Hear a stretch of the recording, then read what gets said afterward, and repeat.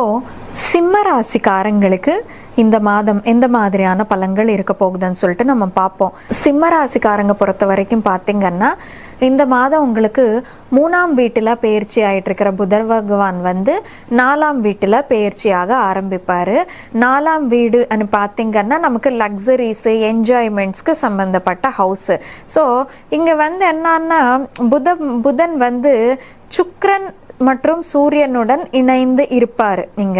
So 21ஆம் தேதி வரைக்கும் சுக்கிரன் வந்து புதனோட சேர்ந்து இருப்பாங்க. 4ஆம் வீடு சுகஸ்தானத்தில் வந்து சுகத்துக்கு சம்பந்தப்பட்ட கிரகமானா சுக்கிரன் வந்து பெயர்ச்சி ஆயிட்டு இருக்கும் போது இந்த டைம் பீரியட்ல இந்த சிம்ம ராசிக்காரங்களுக்கு வந்து கொஞ்சம் லக்ஸரியா வாழக்கூடிய டைம் பீரியட்னு சொல்லிட்டு சொல்லாங்க.